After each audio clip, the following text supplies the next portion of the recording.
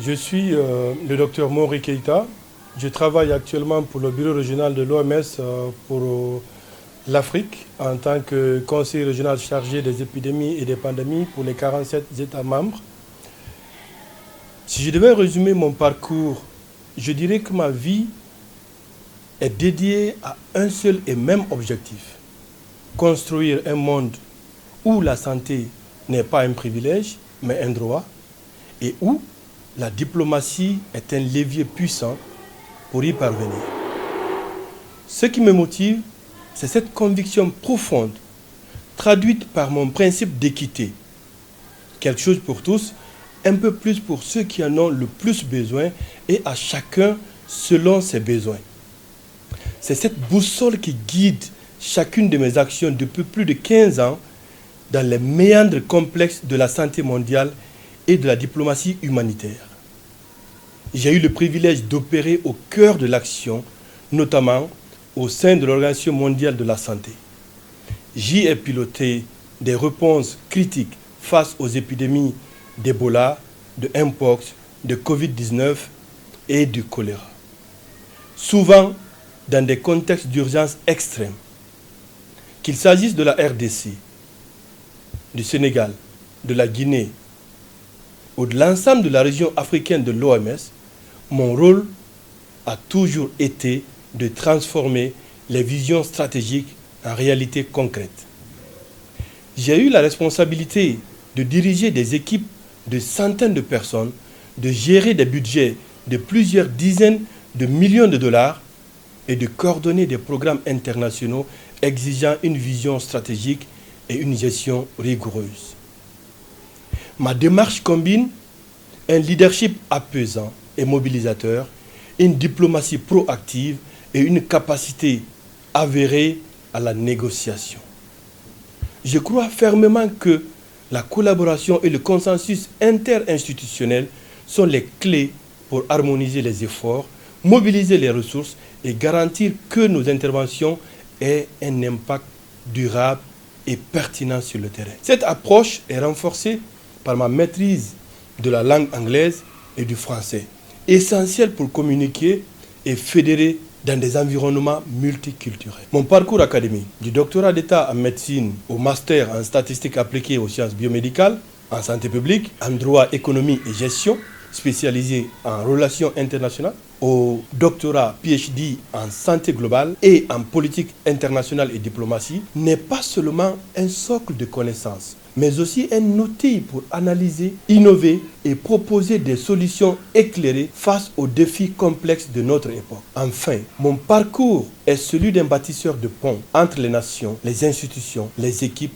et les communautés, toujours avec l'ambition de renforcer la sécurité sanitaire mondiale et de promouvoir la dignité humaine. C'est un voyage qui se poursuit avec la même passion et le même engagement. En ce qui concerne mes contributions clés pour l'année 2025, je peux citer par exemple l'appui des États membres à la préparation et à la réponse aux risques infectieux majeurs.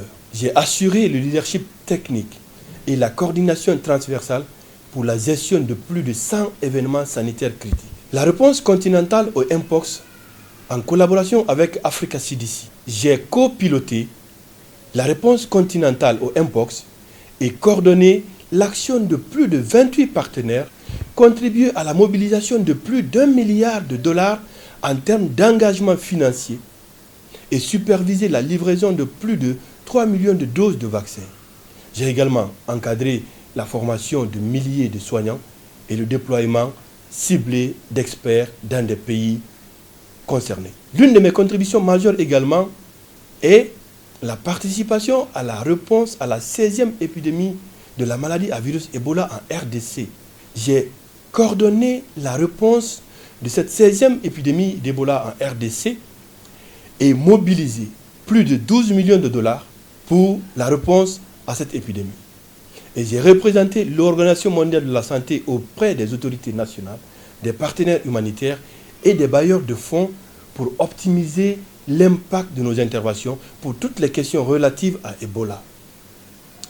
Ces différentes contributions m'ont permis d'être classé parmi les 43 principales voie africaine de la santé mondiale selon le cabinet Banda Global Consultant en décembre 2025, donc en début de l'année 2026. Pour résumer sur mes interventions clés en 2025 au niveau du Bureau régional de l'Organisation mondiale de la santé, on peut retenir que mon action a été marquée par une capacité exceptionnelle à gérer simultanément plusieurs crises sanitaires majeures, à mobiliser des ressources humaines et financières considérables et à exercer une diplomatie influente pour fédérer une multitude d'acteurs. J'ai concrètement contribué à renforcer la résilience des systèmes de santé africains face aux urgences, protégeant ainsi des millions de vies et élevant les standards de la préparation et de la réponse aux pandémies sur le continent et au-delà. Par ailleurs, l'un des projets dont je suis particulièrement fier et qui s'inscrit pleinement dans ma vision d'une santé équitable et accessible pour tous est l'initiative que j'ai menée pour la construction et le lancement d'une clinique internationale dans mon pays dans un but purement social.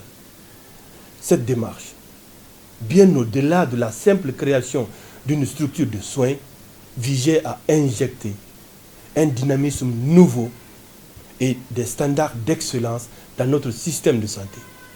Parmi les éléments clés de cette contribution, on peut citer l'élévation des standards de soins et accès à l'excellence médicale, notamment la réduction de l'exode médical. En offrant des services de pointe et des infrastructures modernes, la clinique a permis à de nombreux citoyens d'accéder à des soins spécialisés de haute qualité sur place, réduisant ainsi la nécessité coûteuse et souvent difficile de voyager à l'étranger pour des traitements. J'ai veillé à l'acquisition et à l'installation d'équipements médicaux de dernière génération, imagerie avancée, laboratoires spécialisés, qui n'étaient pas disponibles auparavant dans cette partie du pays et ou en quantité insuffisante, rendant ainsi des diagnostics et des traitements plus précis et efficaces. C'est aussi un modèle de collaboration publique et privée que nous avons créé avec cette clinique. Cette clinique a ouvert la voie à des réflexions et dans certains cas à des partenariats avec des structures de santé publique, notamment pour la gestion des cas complexes, le partage d'expertise ou l'utilisation mutualisée de certains équipements spécialisés. Un autre impact important, c'est sur le plan social. L'attraction d'investissement, donc la réussite de cette clinique internationale a démontré la faisabilité et le potentiel d'investissement dans le secteur de la santé du pays, potentiellement attirant d'autres capitaux. Mais aussi le renforcement de l'image du pays.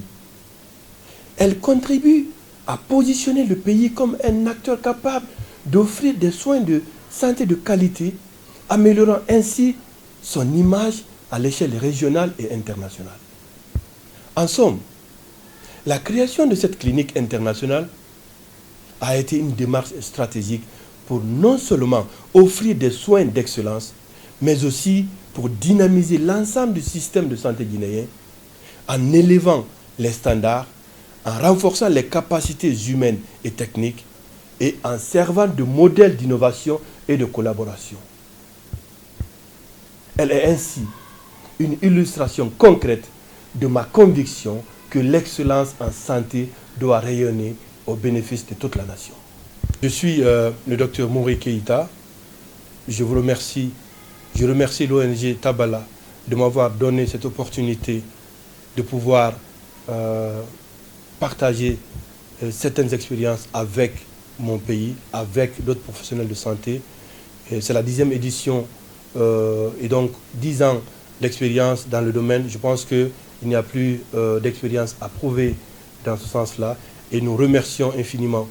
J'ai eu certainement à être remercié, félicité de par le monde dans la région africaine de l'OMS, mais ce prix au niveau de mon pays est pour moi le plus important